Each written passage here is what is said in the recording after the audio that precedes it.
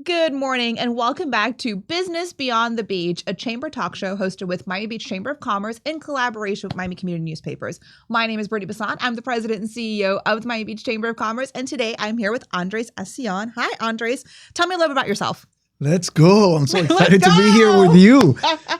You're such a ball of energy for our chamber, and I'm so glad that you're here and that we're doing this. So a little bit about me. I'm a born and raised Miami Beach resident. I love our city, and my parents are Cuban. My mom moved to the city of Miami Beach in 1961, so our family grew up there. I'm in the real estate business. I've been in the real estate business for almost 30 years, studying mostly high-rise condos, specialized in helping developers sell out their dreams.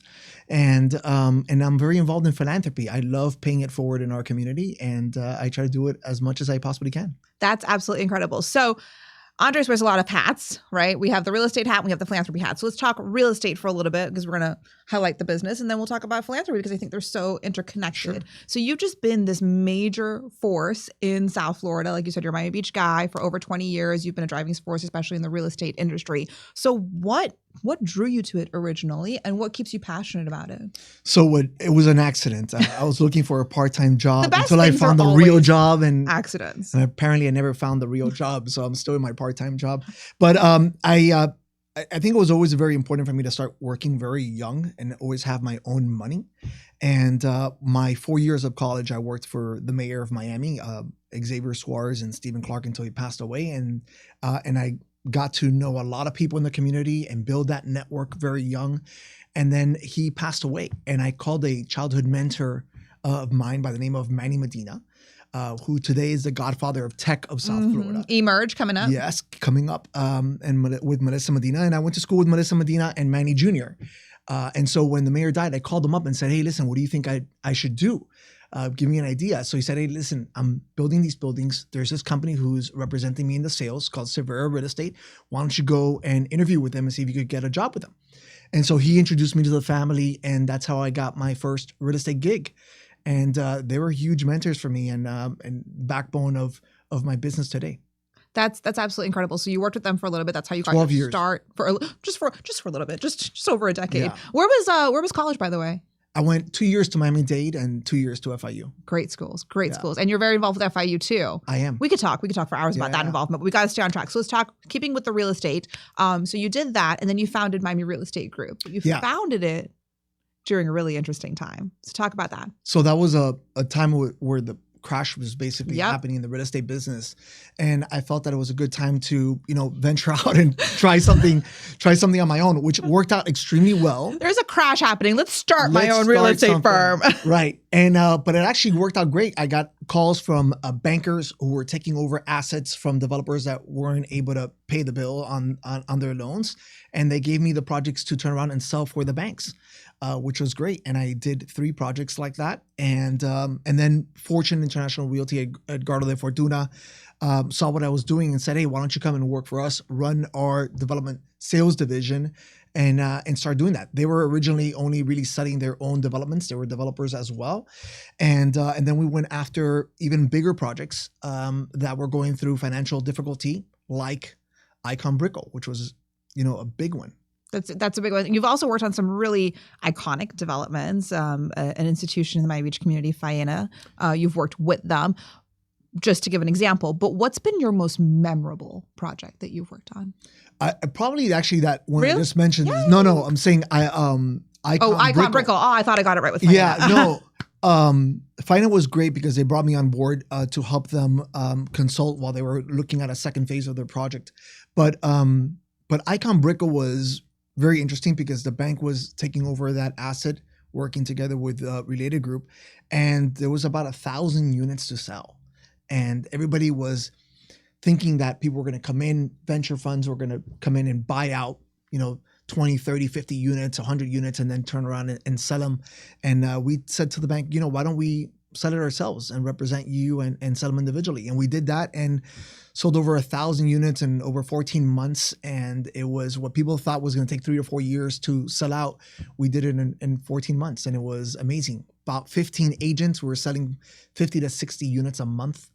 and they were closing right away. And it was an amazing ride. How dynamic. Yes. I mean, what an incredible thing to be a part of. Yes. That's absolutely amazing. So you have a lot of expertise. You have a lot of experience, especially with, we'll talk about your philanthropy hat in a minute, but sticking with the real estate, you have a lot of expertise. You have a lot of experience. You do high-rise developments, pre-construction, luxury sales. What are some of the trends that you're seeing now today in those markets? Well, I would say that the biggest trend new to our Miami market is our influx of new talent coming to our city, right? We have fresh eyes. We have fresh people coming into our city, which we didn't have before. We used to base our market solely basically on South America, the majority of it. But now we have that diversity that we didn't have before. And we are growing into this beautiful city, and we keep on evolving and evolving.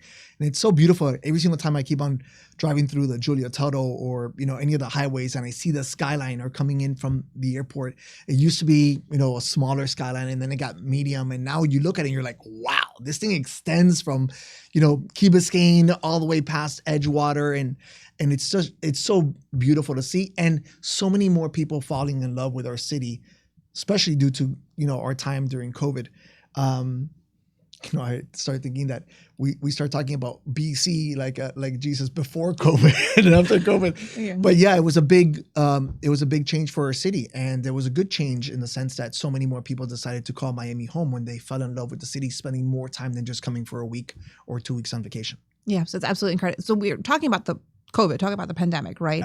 Yep. During the pandemic, you shifted gears a little bit. You experimented with some stuff. You did a little stock trading, cryptocurrency. A little bit of everything. And it was interesting because so many people were at home, right? And at the beginning of the pandemic, obviously. And so I said, what can we do to connect with people that are doing stuff that they want to try to diversify and find something to do because they weren't working or whatnot. And so I felt that instead of doing it on our own, that it would be good to create groups and just bounce and be soundboards for each other. But there was so much that I was able to do during the pandemic. I did great in real estate as well as that, and also the philanthropy side was fantastic to also be involved in. So let's talk about the philanthropy side. You have created the Andres Asion Foundation. So tell me a little bit about that. How long has that been around, and what are your core pillars that you focus on? So that started about 15 years ago. Another big mentor for me that came later on in life was a lady by the name of Wendy Grant, which was a very powerful mentor for me. She passed away of breast cancer, but she instilled in me to pay it forward at a higher level in philanthropy. When I first met her, she said to me, "Oh, what do you do, on the charity front?" And I thought I was doing great. So I really quickly told her about Amigos for Kids and Overtown Youth Center. And I'm on this board. Boom, boom, boom, boom, boom. And she said, "That's great. That sounds like about 14 days out of the year. What do you do the other days?" And I'm like, "What?" I really tell you it was 14 days? She was like, "That sounds like, about 14 days. What do you do the rest of the time?" And I was like, wow. So it made me think of, how to pay it forward at a greater level. And so she motivated me to create my own foundation so that when I donate to charities and whatnot, have it be more of an organized donation, have a more organized presence. And then the first charity that she introduced me to was St. Jude Children's Research Hospital.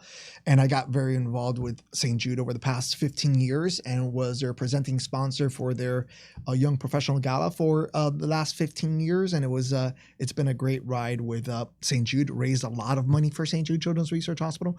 On the international front, that's a great charity that she really motivated me to get involved in. And was there any specific reason that was the one that was picked? Like, why St. Jude's? Honestly, it was more of her guide. Right. And I'm glad that it happened because I got to see what they do. And obviously they are a research hospital. Many people think that if you have cancer, you could just take your child to St. Jude and they pay for everything just because they have cancer, but it's not. It's a research hospital. So the only way that they'll take a child is that they're studying the type of cancer that child has at that moment, right? And once they discover the protocol of how to solve that cancer, then they share that with the world, which is how so many lives are saved. But I found it fascinating when I went to go visit the hospital in Memphis, and I got involved and I loved it. And that's also, obviously it's not a local charity. It helps people all around the world. But then it's also very important to focus on the local charities in our community, which is also extremely important. So let's talk about some of those, because you're involved with a number of organizations. So I think you have more than 14 days a year now that you're dedicating to some nonprofits, but talk about them. Tell me about some of the organizations So that you're involved I think it's very important that we all pay it forward at some level in philanthropy with organizations. And there's so many organizations that need help. And one of the things that people always say to me many times is, oh, when I have more time, or when I'm more financially secure, then I'll start paying it forward. But you don't need to. First of all, you don't need the money. You just need the time, the energy. And many times I tell people, listen, if you're feeling down, if you're feeling bad, go and work at a charity and pay it forward for a day, and you're going to feel so much better, because you're going to see that you're going to actually help others that might be in a worse situation that you are in, and it's going to make you feel so good to be able to pay it forward. So I'm on the board of the Overtown Youth Center, OYC Miami, which is 10 blocks behind the Asian Arts Center for the Performing Arts. We just finished inaugurating a $22 million facility in the heart of downtown Miami. And it is an amazing after-school program for so many kids in need in our community. We are a bridge, a financial bridge, educational bridge, a connection to so many of the kids and the parents in the community. As a matter of fact, for the parents, we even brought in Dan Brutner from the Blue Zones. And he's doing a 10-week program with families of educating them of how to eat healthier and eat with that longevity in mind. So love it. There's also a charter school that's incorporated into the program. So during the day, the kids that are there in the charter school could also enter our after school programming there after school. And it is an amazing way of paying it forward to the community. So if anybody ever wants to get involved and want to be a part of it, please reach out to me or OYC Miami. We're always looking for volunteers to be a part of it. That's so incredible. And there are two things there's something that you said that I want to touch on really quickly, which is, a lot of people get intimidated by philanthropy, and they think that, like you said, you need to have a ton of time, or you have to have a ton of resources. And it's just as simple, I think, as finding something that you're really passionate about, that you really believe in, and pursuing that. And the reward that you're going to get from that is going to be tenfold of what you give versus what you get in return. Because like you said, it gives you perspective. You may think that things are really challenging, that you're going through a difficult time, but you go and you spend time with one of these organizations where it is their mission and their goal to just make the world a better place.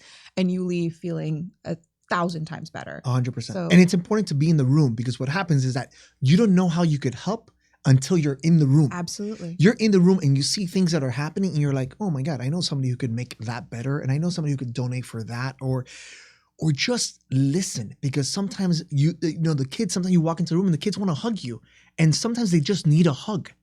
And if you're just there to hug them, you just made their day. And you don't realize that just by being there and hugging a child, you can make their day. So sometimes that's all you need to do is provide a hug. Yeah. Okay, Andres, we need to get this together, because you're getting emotional. I'm getting emotional. But we're going to keep talking a little bit about philanthropy. So you've been a really strong supporter of the Miami Beach Chamber of Commerce. We're big on philanthropy. It's one of our core pillars. And so we have the Miami Beach Chamber of Commerce Education Foundation, and you've been a strong supporter of that for a number of years. So talk a little bit about your involvement there, because you've had some incredible involvement there, and I want to be able to highlight it. So one of the things is, when you walk into a space and you see something that you could do and you could help, it's very easy to turn your head and keep on walking and say, oh, that needs help, but I'm not going to get involved. Somebody else will take care of it. Somebody else will do it. No, so not Andres. That happened to me at Miami Beach Senior High, where there was an event going on, and there were the kids that were culinary kids, and they were serving the food. And I asked them, hey, let me see your kitchen. Where you guys prepare all this food? And they took me to a kitchen that was in big disrepair. They were learning to cook in toaster ovens and old ovens that were not working. It was just a little bit of a hot mess, to say it mildly. No pun intended. Exactly. And so fast forward 4 years later, and in the middle of the pandemic, I really had a vision, and I spoke to the school superintendent, which was Alberto Cavallo, which was the original superintendent that was involved in this process.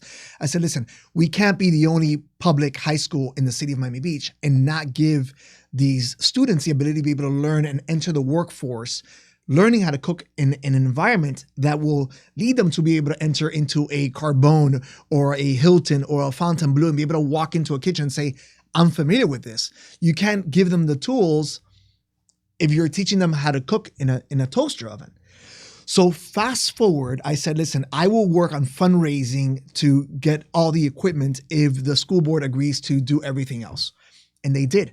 And thanks to the Miami Beach Chamber of Commerce, who helped so much on that fundraising effort, we raised over $300,000 for the equipment that got put into that room. And we went from toaster ovens to like a major culinary facility that nobody has in Miami-Dade County but Miami Beach Senior High. And we had Guy Fieri, which came over and spent 2 days with the students at Beach High during Wine and Food Week. And the staff that was working there was like, we don't even have this facility where we prep our food. So everybody that walks into the space is in shock because it really is a wow facility. And now the kids are going to graduate not only learning how to cook in a proper environment, but we also brought in FIU's hospitality program with Dr. Chang from the School of Hospitality, and they're getting college credits if they apply for the dual enrollment as well. So it's an amazing win-win for our community, for the kids. And even if they don't go into the hospitality world, they're going to learn a trait that they're going to use for the rest of their life with their family. It's a valuable life skill. It's a valuable career skill in a community like Miami Beach where tourism and hospitality is such a driving force. It's absolutely incredible. And they'll be able to leave high school and get a job at $50,000, $60,000 a year right out of high school with that knowledge that they have. Trade skills. They're so underappreciated, but they're so incredibly important. And that's the impact that one person can have. And that's absolutely incredible. And that's so beautiful. Just to wrap up our conversation on philanthropy, what's like if someone is saying, I want to get involved, I just don't know how. I don't know where to start. What would you tell them? Reach out to me. But all kidding aside. It's a running joke that I'm going to get someone to give their phone number out on this. Reach out to me. But I'm easy to find on all social media with my name. We've got your But I'll tell you that there's always, whether it's in your child's school or maybe there is a health concern that you want to be a part of. But there's so much to do. And again, one of my biggest reaches that I have done in the world of philanthropy has been connecting people. We all have our database of contacts. And if you know a need, it's about connecting the dots in real estate and business as well as in philanthropy. If you know that this is needed, think of who could add value to that need and put them together. Many times people want to donate and be a part of something, but they do not know that the need is there or that they have something that could help that need. And if you bridge that gap, you're going to have a win-win situation for the person that needs it as well as the person who wants to give it. So always think, many times friends don't even know what other friends really do for a living. So it's important to understand what you do, what you like, what philanthropies people like to be involved in, because connecting those dots make a big impact. That's such great, sound, solid advice. Thank you. Thank you so much for sharing. So we're going to wrap it up a little bit. I have two more questions for you. First one, Miami Beach local, right? So you know the city. You should know the city very well, like the back of your hand, better than anyone else. What is that hidden gem spot in Miami Beach? What is your favorite local treasure? I don't know if you want to give away your secrets, but... You know what? There's one that's a little tiny secret that I love. And it's a restaurant called Pane e Vino. Oh my goodness, I have to go. You haven't been? No. Oh, I'm going to take you. Oh, it's a deal. We have it on recording. So it's a little spot right off of Española Way, just north of Española Way, like 2 spots over from the center of Española. And it is a little Italian restaurant run by a husband and wife team. And they probably have like 11, 12 tables inside and some tables on the sidewalk, but I'd rather eat inside. And it feels so homey. They make the pasta right there on the window. And it is the most romantic little getaway restaurant in Miami Beach. And I just love going there. It feels so awesome. And for many locals, you don't think of going to eat at Española Way or whatnot. And I absolutely love it. It transports me and it makes me feel fantastic. What's your favorite thing there? The tiramisu is the best tiramisu because it comes ever. in a Cuban coffee maker. What is it called? It's a Cuban coffee. Isn't there a word for it? I don't know. Okay, but anyways, it comes in the little coffee pot. Right. They unscrew it and then they take the little cream off of that. And there's like a whole story, right? Like they forgot the milk in the coffee. I don't even want to just go and order the tiramisu and you're going to have an amazing experience. Make sure you leave room for the tiramisu for sure. At Pane Vino. Okay, perfect. All right, so we're going to get ready to wrap it up. Last thing for our audience and for our viewers today, if you could go back in time and talk to your younger self, little baby Andres Asion, what advice would you give? What would you tell him? To buy Bitcoin. Oh, kidding aside. There's that cryptocurrency that you dabbled in a little bit. Yeah, that would have been great. But you know, I would tell my younger self to never stop being thirsty. You know, it's just don't ever feel comfortable with where you are. Continue to push yourself and continue to push yourself and continue to push yourself.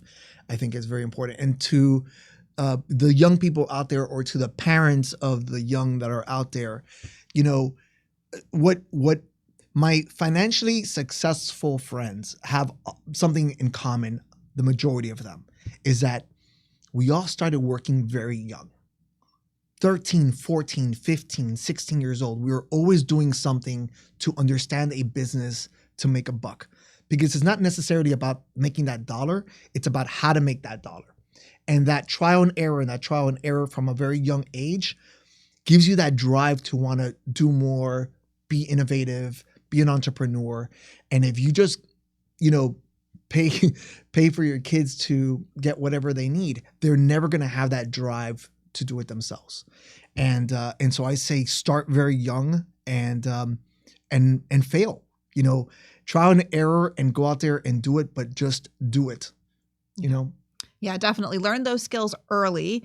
And, you know, there's a famous quote that says life begins at the end of your comfort zone. So always keep pushing, never settle, keep pushing yourself, and you never know what you're going to achieve or what you're going to accomplish or what you're going to get. So that's a wrap on today's show. I had so much fun chatting with you, Andres. Thank you so much for joining us. Again, this has been our Business Beyond the Beach talk show, a partnership with Miami Beach Chamber of Commerce and our friends here at Community Newspapers. Thank you so much for joining us, and we'll see you soon.